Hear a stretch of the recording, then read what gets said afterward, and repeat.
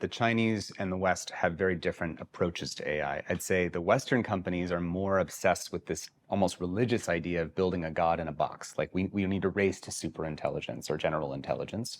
Whereas, as you said, what we're seeing in China is they're just racing to have AI systems that they maximally deploy in factories, in manufacturing, in medicine, because they want the productivity of their economy to get boosted by AI. That's the main thing that they're focused on. They're less focused on building a god in a box. It's not the U.S. is not doing it. You're saying it's not the main thing. It's not the main thing. Yeah, exactly. Because if the companies said, look, we're here to solve climate change or fix energy production, they would just be applying their stuff maximally to that. But instead, they're applying most of their investment dollars into scaling to their next AI model because they keep having this view that if we have an even more powerful AI that is even more intelligent, that if we get that, we can set that off to solve all these other problems.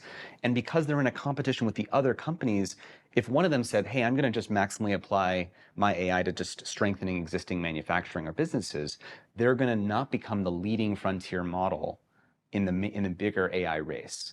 And they're not going to get the same investment dollars coming in for the next time around. So what do you believe is plausible that could be done, given where we are right now as society, given how much money in the economy is going towards improving these models? Yeah. And not only because they're fighting with the Chinese, but also because they are the biggest part now of the U.S. economy, right? And they're like people want to support growth.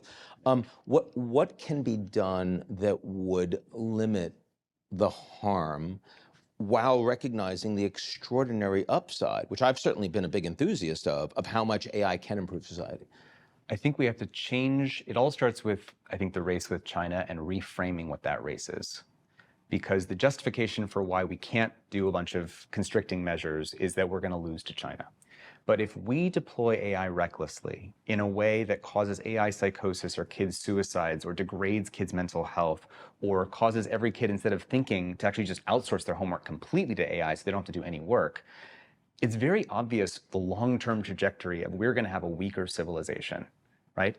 And it's not just kids we're talking about. Not even just kids. No, we're talking about adults. We're talking about society. We're talking about society. But China's China's not doing that. Yeah. Right? I mean, they're not doing that. It's hard for me to understand why there's a race with China on something that China isn't deploying. Yeah, exactly. Well, I think in the US, I think we have this false belief that we have to have just a bigger, more powerful technology, and then people don't care whether we just happen to take that technology, turn it around, and blow ourselves up in the face, which is kind of what we're doing. Like, we beat China to social media. Did that make us stronger, or did that make us weaker? It made us radically weaker.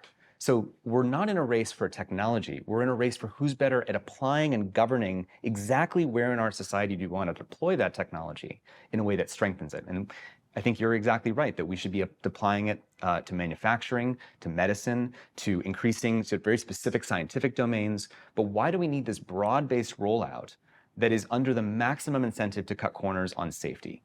That is not going to end in a good result. And we can do some basic things to change that. We can have basic AI liability laws so that if it's a product and has product liability, you're responsible for some of the harms. That will create a more responsible innovation environment. We can restrict AI companions for kids. We can strengthen whistleblower protections because, frankly, the red lights are already flashing on a bunch of these AI models and their capabilities. And the public needs to become aware of that. Governments need to become aware of that.